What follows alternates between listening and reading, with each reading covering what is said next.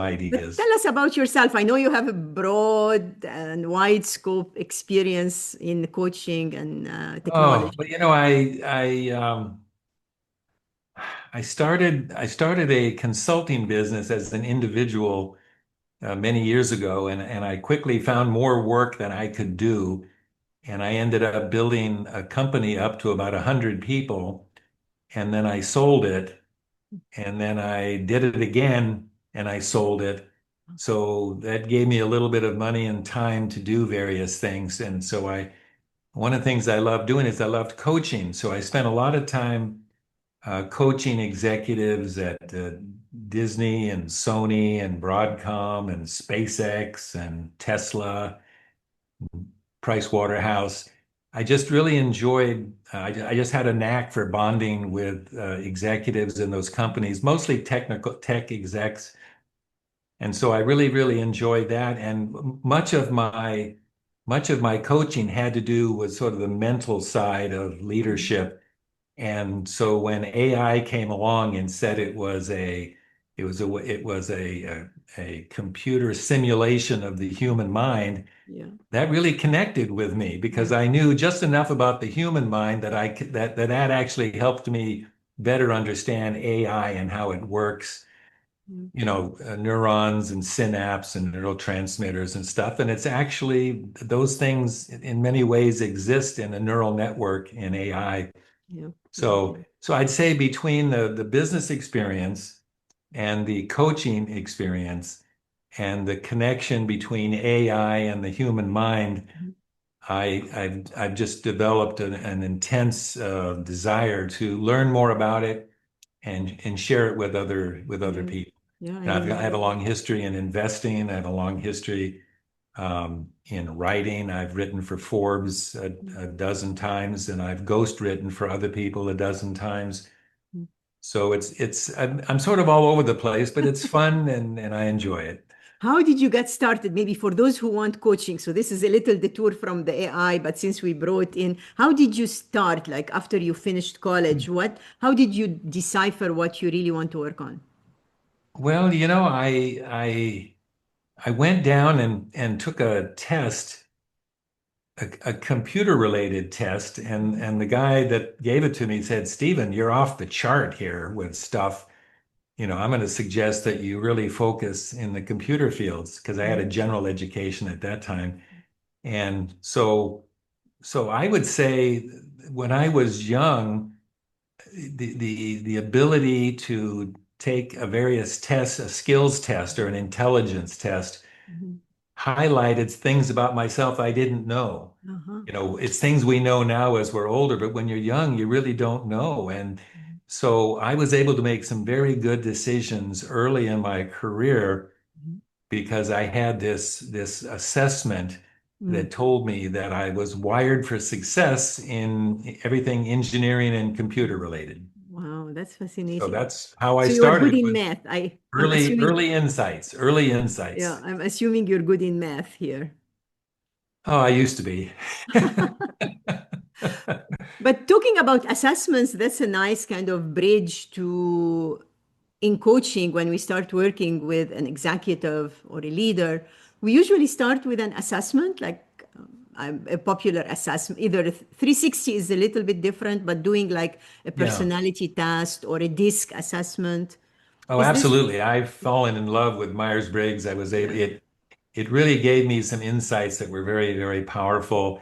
I do a little bit of work with DISC, but DISC doesn't go nearly as deep Yeah. as Myers-Briggs. And I really love the concept of opposites Mhm. in Myers-Briggs. I'm an introvert, Yeah. which means I'm not an extrovert, but it's a preference, which means that there are times when I can be Yeah. extroverted, like on topics I really love, like this. All of a sudden, I look like an extrovert, when in Yeah. reality, I'm an introvert. Yeah.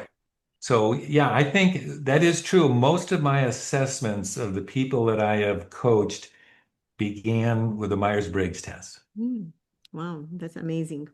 So I have an image of a bridge here that I like to use in my coaching, and it's a pop-up. But I Oh, like to use it to show that what we do in coaching is helping people bridge from where they are to where they want to be. And Myers-Briggs or DISC or any other is just a tool that help us get to right. where we want faster. Yeah. No, I agree. I think it's just so interesting how little we know when we're young and how important it is to even when you're young to find a mentor or somebody to help guide you. And one of the things I tell people, you'd be surprised who's willing to help you. I taught people to just be very outgoing to senior executives, especially in a field that you want to be in. Mhm. Just approach them and say, "Hey, I'm a huge fan of you and your company. I'm very interested in going into your field. You know, is there any chance that I could have a lunch or a meeting with you and sort of talk a little bit about the best way to enter this profession?" I'm telling you, you'd be surprised. As long as you pick somebody with a little gray hair and they might be borderline in that give back mode. So I've taught, I tell everybody, I teach everybody, you find somebody that's doing what you want to do and you approach them professionally and respectfully, Mhm. you'll be surprised how many will take the time to spend with you. I love that. It's harder to do it these days because we work in kind of virtual environments. Yeah, no, that is true. And it takes a certain amount of courage. You know, I'd say, Yeah. again, everything, you know, your life begins at the end of your comfort zone. I tell Uh-huh. people that's another sort of a Tony Robbinism, Right, you right. know, you'll go as far in life as you're able to be comfortable being uncomfortable. And you think about it, all that really means is that you know anytime you do something for the Mhm. first time, you're going to be uncomfortable. Yes. Matter of fact, so what I used to do is when my hands would sweat and I'd be nervous and I'd say, "Oh Mhm. my gosh, I can't ask a question or I can't approach this person." Mhm. Instead of thinking that I'm inadequate or that that I'm not worthy in some way, I simply said, "You know what? I'm about to learn something." Yeah. So all that anxiety is just Yeah. telling you you're about to learn something. Go Yeah. for it and Yeah. break through to the other side. Because as soon as you break through, the next time or the next three or four times you do it, it'll be amazingly interested. So I love that that. worked for me, and it helped other people to take what is normally a negative sense Mhm. and turn it into a positive. I'm about to learn something. You know, Yeah. I'm excited doesn't versus that? I'm excited. anxious. Doesn't that make sense? Yeah. It makes total sense to me. Yeah. I live in that zone all the time because I'm like you, introvert, and I was not comfortable being on video when the pandemic started and everybody wanted to use video. And like I used Zoom for a long time, but I would use it for audio and slides, kind of share the slides to Well, share with it's all about feedback. I tell people you got to get feedback. And yeah. when I started doing presentations, and I would put out a form, and I said, "Oh my God, they're going to rate me." And you know, almost every rating came back said, "Great Q&A, great Q&A." So all of a sudden, I realized what they were telling me is that I'm better in Q&A than I am in presentation. Yeah, it's more So engaging. Yeah. yeah, I've sort of tailored much of my presentation style to Yeah. putting out, you know, key information and then opening it up to questions. And I really love it. I really I love it. love that too. It's I'm an INTJ. What are you? I bet you could be an INTJ. I don't have it memorized. I don't know. Oh, okay. Well, I'm you sorry. should find, by the way, if you find out, I have some world-class profiles written by a private group Okay. that you take the test and send it to me, and Okay, I'll I'll do send that. you a I profile. need to do I'm sure one, yeah, you've now. never The seen. one had was done long time ago, but in disc, which disc is more the communication style versus personality. In disc, I am CD and I'm at the rim, like so at the rim is like you're very set in your ways. You're not too. But when I read the description about CD, I was like, oh my gosh, it's really describing me exactly. It's Yeah, talking that about is me. you're right. That's interesting. Now, if you think about it, I mean, if you're really into disc, DISC deals with two dimensions within Myers-Briggs. It deals with Yes. introvert, extrovert Yeah, thinkers. diagonal across it. Yeah, I remember Yeah, so that. you Yes. either, a D is an extroverted thinker, Yeah. and I is an extroverted feeler, and you just Mhm. work your way around. Yeah. I mean, but that's fine. I mean, its purpose back when it came up was to sort through people for various positions in the army. Yeah. It wasn't meant to guide you through life, Exactly. and stuff. Exactly. But people do find it useful. I mean, some people don't necessarily get into the personality analysis that much, and then they are afraid, like you cannot change your base personality. So it's like, okay, what am I going to really benefit from that? So, Well, what I like to tell them is that, listen, if you have a preference, I'm an introvert, so I have a preference yeah, to be reserved and comfortable and sort of sit on the sidelines and speak after others have spoken. yeah, But I'm smart enough to know that the moment I'm in could call for extroversion. So mhm, just like an actor who can play a role that isn't natural to them in their personal life, if you understand your preferences, you can make decisions to override that reaction. I mean, it's really simple if you think about yeah. it. It really is You simple. can switch, like switch your, Absolutely. And yeah, if you because, call that posing or being, yeah, unrealistic or what, I mean, to me, it's just doing the right thing. I'm a thinker, yeah, which means I'm not really a touchy-feely person. I get in a situation like the passing of a loved one. I have to say I can't sit here like a lump on the. I've got to activate my feeling yeah, senses and go up and greet people and yeah, hug them and and so I do that even though it's not a natural yeah. reaction. I can do it if the situation calls for it. Yeah, exactly. I follow that profile exactly. Like I have to talk myself into it. But from a leadership perspective and coaching, it talks about self-awareness. Like you need to be aware of who you are and then aware of the context and be able Yeah. to modify your behavior to fit the situation. Absolutely. It's all awareness, it's feedback. You got to get feedback. And one Yeah. thing I teach people is you can't be afraid to ask for honest feedback. Mhm. Matter of fact, I had a couple of companies where I could tell a lot of people weren't sharing their feelings. Mhm. So I introduced the concept of the bubble. And the bubble is when I say to you, we're in the bubble, which means you can say and do anything without ramifications. Mm. Okay. So you're in a meeting and somebody raises their hand after you've said, hey, we're in the bubble. I want to know what you think. Some lowly person says, I think we're on the wrong path as a company.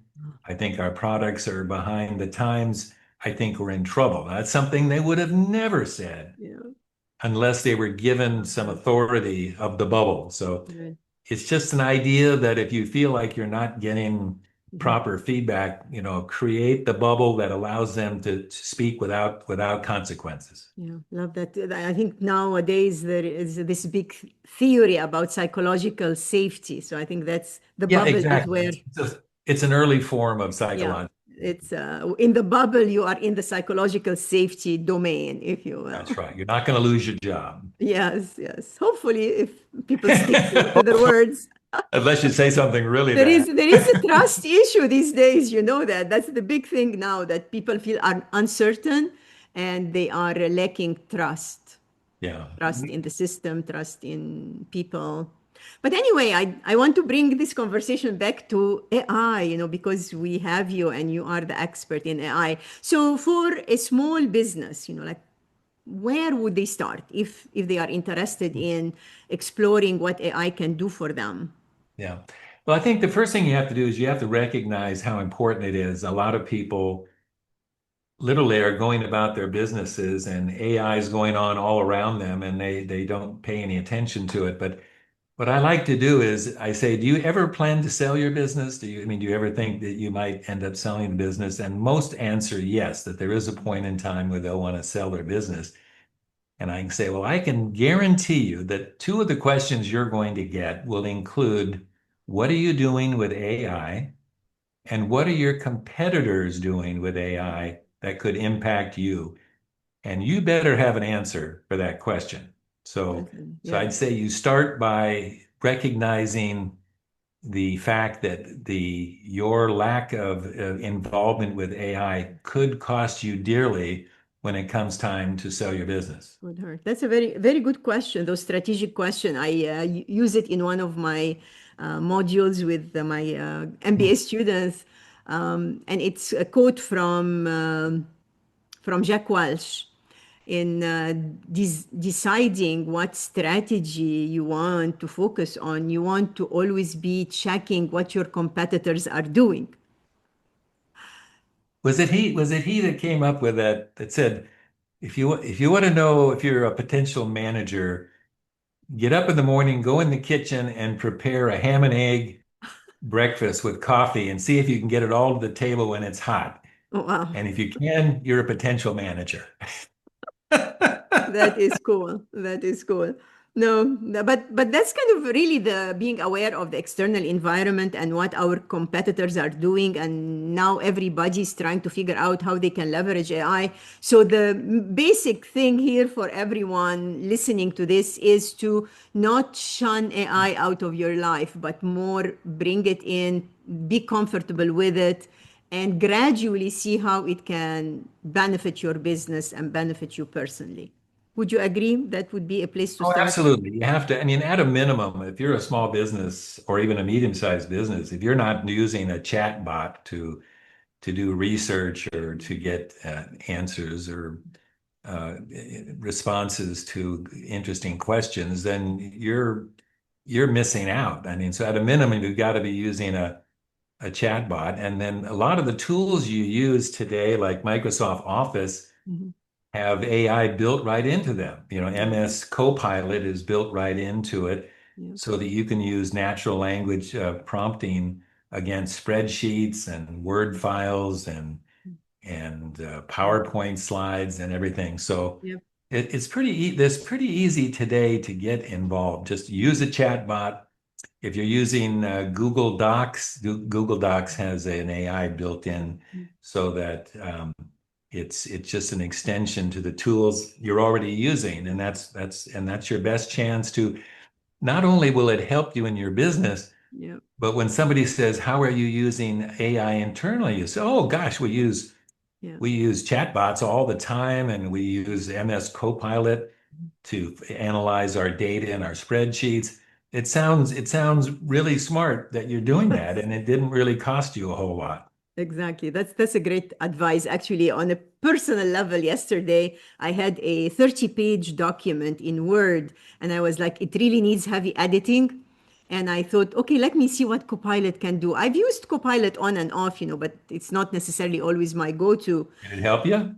It went through the 30 pages and gave me an executive summary, one page, beautiful with headings and the key 2 or 3 points under each heading. I was like, You're thank at, you, you're thank you, thank you.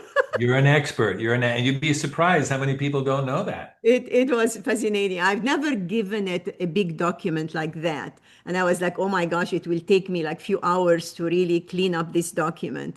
And it did it in like less than 5 minutes. And I was so impressed with what it did. So the other question, you want to say something? No, Let me.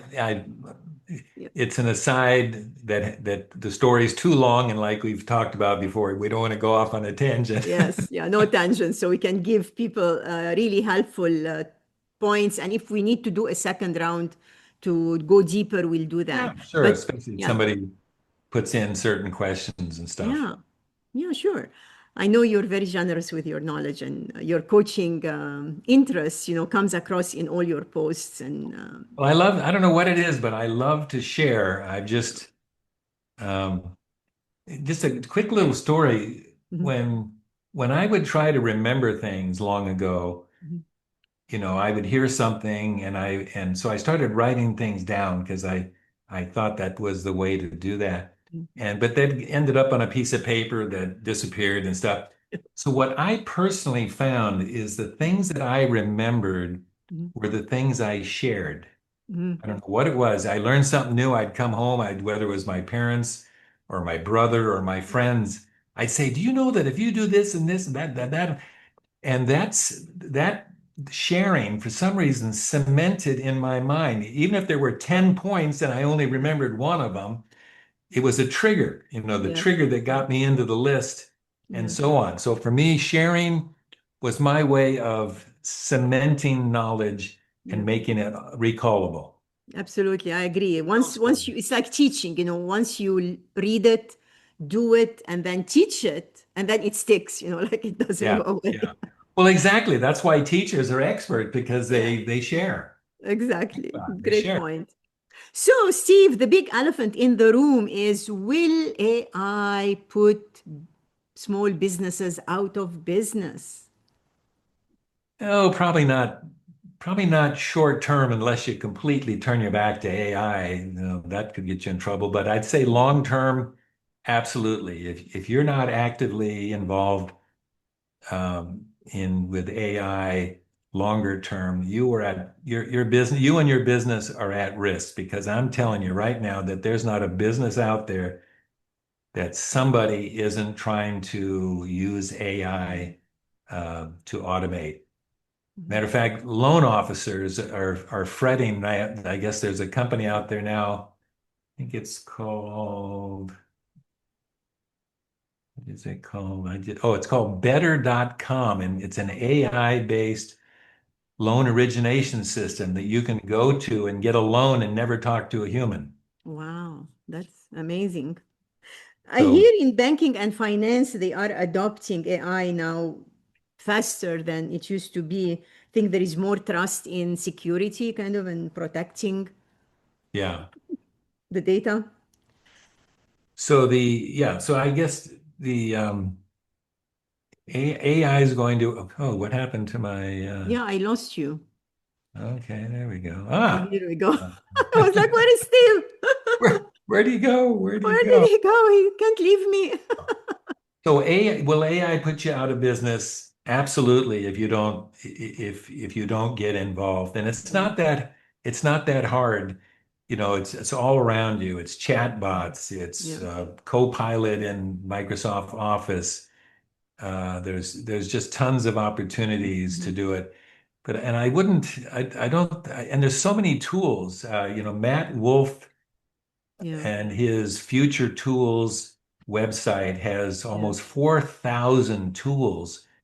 So before you decide you're going to try to build something, which would make no sense as a small company, go out there. There's probably a tool doing it pretty much what you want to do yeah. already, and it costs you very little. Cost you That's a very little. great point, which moves us to the big question that we were debating how much deep we can get into, which is buy versus build. Yeah. Well, I'd say, you and I have listened to some really bright people recently sort of talk about buying is the only way to go initially. I'd say the only time you would ever consider building would be as if you have something really proprietary data. I mean, Mhm. AI doesn't exist without data. Yeah, And if you've got some magical data that exposes how buyers decide what to buy and when and how much they're going to spend. So I would say you have to take a long look at your data, and if it's spectacularly important and valuable and it moves the needle in your business, mhm, you should possibly consider putting it into a proprietary system where only you or your customers who pay you a fee can have access to it. yeah, Put it behind a paywall or something. So I'd say the only time you decide to build as a small to medium-sized business would be if you have just crazy valuable data mhm, and you don't want to mingle it with others. yeah, That would exactly. be Yeah, I heard the term the generative AI use large language models, but the more specific ones, like specific language model, which would be like if your business has this specialized proprietary data that you want to use, that there is more value in that. If that's the case, if you have yeah, yeah, clean, trustworthy, no errors, no discrepancies, stuff like that, yeah. right? And by the way, if you do decide you're going to build and you're terrified because you found that you had to hire 3 to 5 people, an ML, a machine language specialist, a data scientist, an AI architect, and you added up their annual salaries and it was about $1 million a year, and you're going, oh my God, what on earth?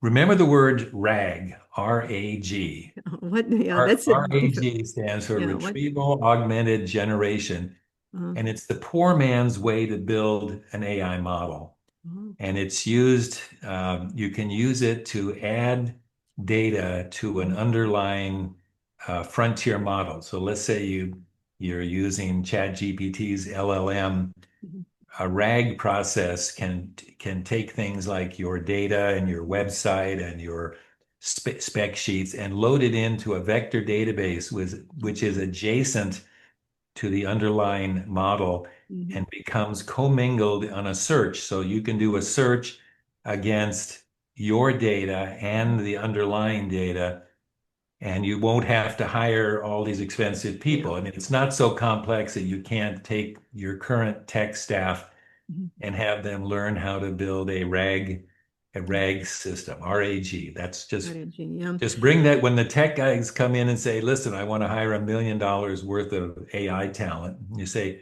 can we start with RAG, RAG?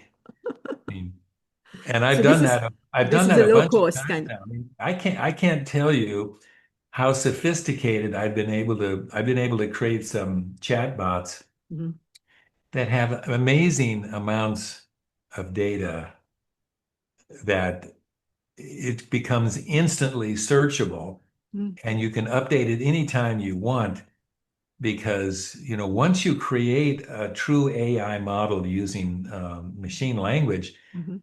it becomes frozen in time, and you've got to do Yeah, fine tuning to bring it current, and that's a very good point. that's a Yeah, scary process. yeah, You can make a mistake in fine tuning and destroy the underlying model that you yeah. created with great effort. That's a very good So point. I would just The say, current, the accuracy and how current the data is kind of is right, important, right? right. So I would just say if you decide you have data that's valuable and you want to create something proprietary and they're trying to sell you something, you try to find a tool at first that might be able to, Mhm. house and protect your data, and then ask whether rather than machine learning, you could use an RAG, a RAG tool, Okay. because it'll And come. REG stands for retrial, It stands for Retrieval retrieval. Augmented Mhm. Generation, and I'm not sure why retrieval augmented. The retrieval Mhm. occurs at inference time. Mhm. When you prompt, Mhm. you're creating what's called an inference, Yeah. and an inference engine at that moment has access to this RAG data. Okay. So yeah, to be honest, So the that's a name very doesn't good make a point. lot of sense to me, but just know it's the poor man's Yeah. version of an AI That's model. yeah. So better yet is to buy something ready or use the paid version of ChatGPT for general use, kind of. Yeah, and I think as you'll see, there's just a ton of tools coming along that will eventually probably do everything there is. I mean, if AI is headed to this spectacular uh, point, it's probably going to end up doing everything you want it to do anyway. Right. So Right. just look to buy first, and then again, it depends on your budget and Yeah. how important your data is and how valuable it would be if it were in an AI format. And how you want to use it, like what's the Yeah, use case, right? yeah, exactly. Matter of fact, I'll be honest, a lot of companies are struggling with use cases. I mean, Yeah. everybody thinks, "Oh, this is so wonderful," Mhm. but when it comes down to it, the use cases have been a little sparse. I don't know what your experience has been, but people have had to give a lot of thought to their use Yeah. case. They kind of lose track, I think, when they get so embroiled into the development or training or the prompt engineering, and they lose track of why they wanted it to start with. You went off camera. If for a small business owner, like say a business that has 2 to 10, or if it's a solopreneur, it would be easier for them to say use a chatbot to engage with their clients or to use it for lead generation. A chatbot may be easier than or helpful than a clone, or what do you think about that? Well, I would definitely start by looking at the tool directories and simply saying, you're looking for lead gen software, Mm-hmm. AI systems that can help you identify your ideal client Yeah. profile, your ICP. So, yeah, I think I would start just looking through the tools that are out there. Okay. Um, you know, I there are some of the LinkedIn recruiting Mhm. tools help recruiters find candidates, and they help find potential client prospects and stuff like that. Mhm. But I would just say you can either look for a tool in a tool directory, or go wherever your clients go. If they're in LinkedIn, search LinkedIn, pay for one of the premium Mhm. uh, uh, Like Sales Navigator. yeah, Yeah. Navigator or something like that. Just something that gives you access and the ability to reach out to people who you may or may not know. Yeah. Although people get irritated when you do that. Yeah, yeah. But I heard that LinkedIn doesn't allow chatbots. Are you aware of that? I believe that's true. I have tried to use a chatbot like Perplexity and some others that are pretty good at getting inside these systems, but it hasn't Yeah, been able to get inside yeah, of LinkedIn. They're yeah. sort of holding things out. But when it comes to finding talent, as an introvert, I never enjoyed cold calls. Ah, And so when I started my first business, I said to myself, good heavens, how am I going to do this? I could do the work because yeah. I was very sophisticated in what I was doing, but I just couldn't make the cold call. So I I had realized this about the same time I had been doing a lot of writing and publishing and survey building and stuff. And I Mhm. found that if I called somebody up and asked them to take a survey or to be interviewed for an article and possibly give a quote in an article that I was going to publish, Uh-huh. everybody took my call. But if I called to try to say I wanted to sell them a service, Uh-huh. hell, a lot of times I wouldn't get past the secretary. Uh-huh. But when I told a secretary that was giving me some trouble, I'd say, so you're going to say no to your boss having a chance to be quoted in Forbes? Wow. What's your name? Because I'm going to remind him that you cost him this opportunity. So all of my early marketing, and even to this day, is all education based. Right. I educate first, Uh-huh. then I sell. That's great. So it's an Yeah. amazing thing. Chet Holmes, the author of The Ultimate Sales Machine, Yeah. made Warren Buffett billions of dollars by showing that the majority of their companies would benefit by educating their clients first and Mm. then trying to sell rather Wow. than getting hung up time Yeah. after time after That's a time. great tip. That's a Oh, great it's tip for all, trust me, if all. and especially for an introvert who's, if you Uh, can take 9 out of 10 hang-ups, or yeah. actually it could be 95 out of 100. Yeah. Yeah. But if you want to be welcomed generally, almost with open arms, Yeah. create a survey initially, call up and say, Laura, I've got a survey of business owners in your area about their exit and succession planning. Would you like a free copy? Wow. And what are you going to say? You're going to go, you're going to say yes. Of course. So then I'm going to meet with you, show you that. And I Uh, said, listen, we're creating a new version of this survey. mm, Would you be willing to participate? Your name is never included. It's an anonymous survey. And it's just a way for me to get to know you better because you got to tell me things about your business. So it's probably not how you sell low ticket items, but if yeah. you're No. selling a high ticket item with thousands of dollars, or placing an executive for $250,000 Yeah. salary. You got time to build a relationship with people. And the best way to do that is to find out who they are, what they're interested in, and reach out to them on that topic, either with some information or a request for them to participate in some writing project. And so that's my final set. If you want to build a business and you don't want to get beat up on cold calls, That's educate amazing. educate your targets Yeah. first, and they'll see you completely differently. Wow. Instead of thinking you're a dialing for dollars person, they'll think you're a visionary or a subject matter expert. That's amazing. And when I Thank you. started writing for, Computer World and Software Magazine and these others, and I'd call up and I'd had a specific writing assignment, Uh, it was a no-brainer. Nobody said mhm. no. They Wow. all wanted to get quoted. That's fantastic. That's so cool. I'll definitely try to apply that. I'm learning here.